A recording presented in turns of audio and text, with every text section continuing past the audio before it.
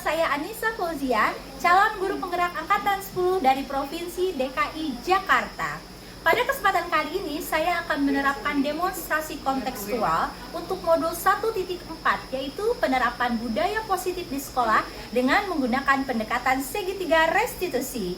Segitiga restitusi ini adalah sebuah cara untuk mencari solusi dan juga permasalahan yang digali dari murid, yang mana murid bisa menyelesaikannya dengan mengidentifikasi kesalahannya sendiri. Segitiga restitusi ini terdiri dari 3 tahapan. Yang pertama adalah menstabilkan identitas, yang kedua adalah memvalidasi tindakan, dan yang terakhir atau yang ketiga adalah menanyakan keyakinan.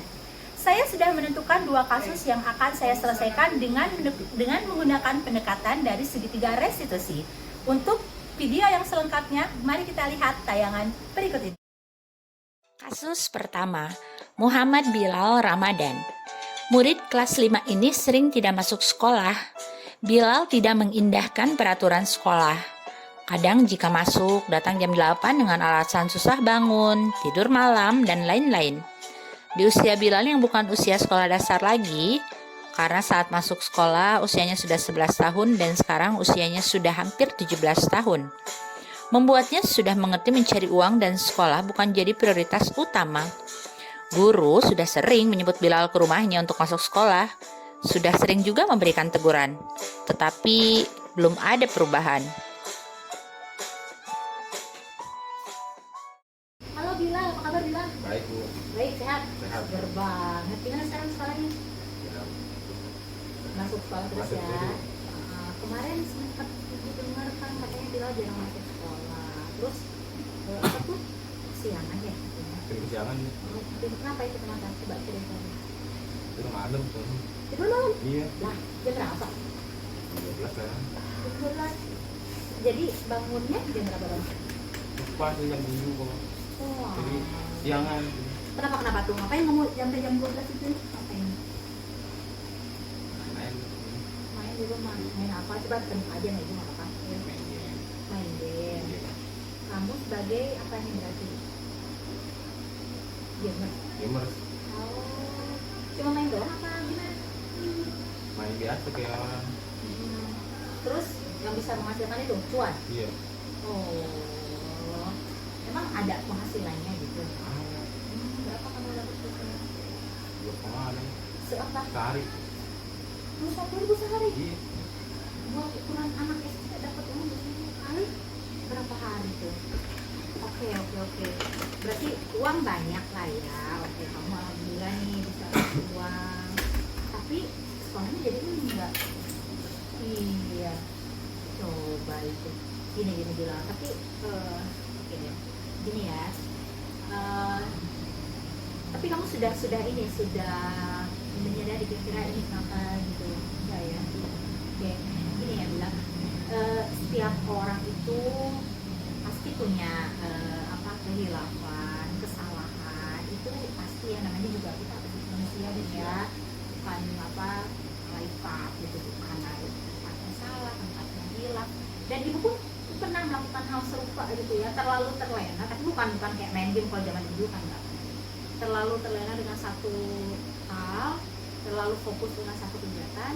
Jadi kita melupakan kewajiban. Nah, itu benar nggak sih? Benar. Nah iya kan, Iya. kewajiban kamu sebagai murid.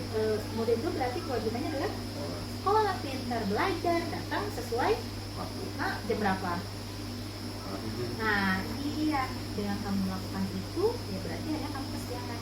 Ini bilang ibu tidak mau menyalahkan atau siapa nih yang salah, siapa yang nyuruh. Enggak, ibu nggak akan mengorek-orek tentang siapa yang salah, tentang kenapa kamu melakukan itu gitu ya. Kamu bolehlah merasakan hal itu ya, nggak apa-apa, kamu berhak melakukan hal itu, berhak merasakan hal itu, tapi harus ada perbaikan ke depannya. Nah, bila alasan kamu tadi jadi apa tuh? Gamers ya? Gamers. Terus dapat uang di usia sekolah, itu apa sih alasannya itu? Membantu keluarga. Membantu keluarga. Membantu ekonomi. Emang kamu dari hasil dapat uang itu kamu kasih ke orang tua? Iya, separuh. Separuhnya lagi kamu apain? Bagi-bagi tim. sama teman-teman. Oh, Gak semua gitu. Enggak langsung urus tim atau semua. Enggak, punya temen dari masih. Oh, jadi oke, ibu lihat di sini ada nih nilai positifnya, ada nih, bagus nih, iya kan? Tuh, ini dari apa? Dari untuk ukuran anak sekolah dasar kamu punya uang, ya. Terus hasilnya kamu kamu kasih ke orang tuamu dengan alasan untuk membantu orang tua. Terus sebagiannya lagi kamu kasih ke tim kamu. Berarti ada rasa itunya tuh apa dong? Hati nurani sih kayaknya, hati nurani. Bagi-bagi gitu ya, berbagi ya, kayak info sendiri doang ya. Iya. Oke, ya, jadi ibu terima alasannya itu. Kamu juga ada jiwa sosialnya, kamu itu ke orang tua, gitu ya. Tapi menurut Bila, hal itu sebagai seorang murid ada cara lain nggak yang lebih efektif yang seharusnya bisa kamu lakukan? Yang lebih pas sebagai seorang murid harusnya bagaimana?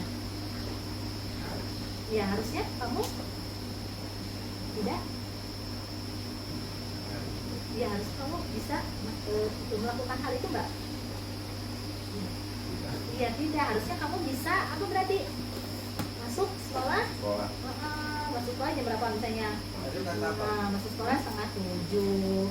Karena kewajiban kamu adalah sebagai seorang siswa, bukan sebagai pencari nafkah keluarga.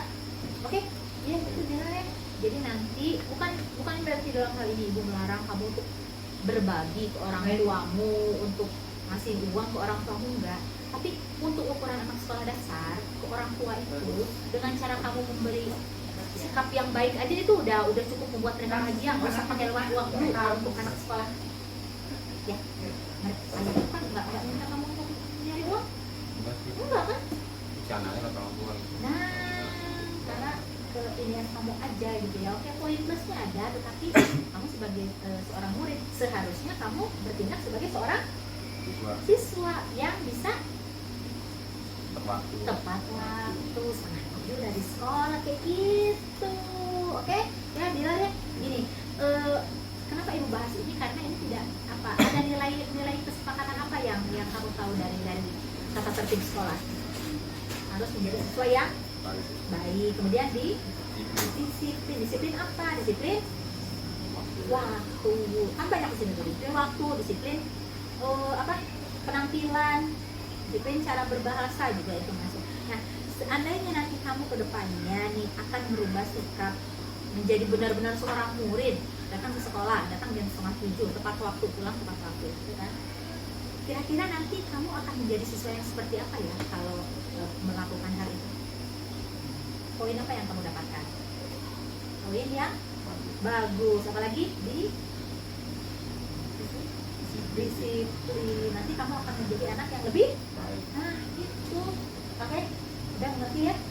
Iya, dalam hal ini bukan berarti ibu melarang kamu untuk berbagi atau ingat ke orang tua, bukan masalah itu, tapi untuk ukuran anak sekolah dasar yang penting kamu harus sekolah yang. Saya senang merasa dilibatkan dan tidak dianggap paling bersalah. Saya diminta pendapat dan diajak bercerita. Terima kasih Bu Nisa. Kasus kedua, Michelle. Murid kelas 5 ini memiliki keberanian yang lebih dalam pergaulan dengan teman-temannya. Mudahnya bercakap membuat sikapnya sedikit berlebihan dan dinilai oleh teman-temannya terlalu berani dan tidak sopan dengan kakak kelasnya. Paras yang cantik seperti dimanfaatkan untuk menganggap rendah temannya yang lain. Hal ini membuat adanya perselisihan dengan teman-teman perempuannya di kelas ataupun dengan kakak kelasnya. Michelle, halo, apa kabar Michelle? Baik, sehat, cantik banget. Kamu tadi gimana di kelas? Belajar? Biasa aja. Kamu bisa mengikuti pelajaran. Untuk teman-teman yang lain gimana? Sama teman di kelas 5A ya. Sama teman-teman yang lain gimana? Ada masalah itu. Apa masalahnya? Makan kelas sama kelas 6 berarti. Kenapa itu? Karena saya di sekolah pakai liptin. Kamu pakai liptin di sekolah? Padahal saya nggak pernah kayak gitu. Cuma saya dituduh. Oh dituduh. Jadi fitnah gitu. Nah, terus setelah itu kamu melakukan apa? Saya ngomong baik-baik kan pertamanya. Terus dia aku tuh. Terus saya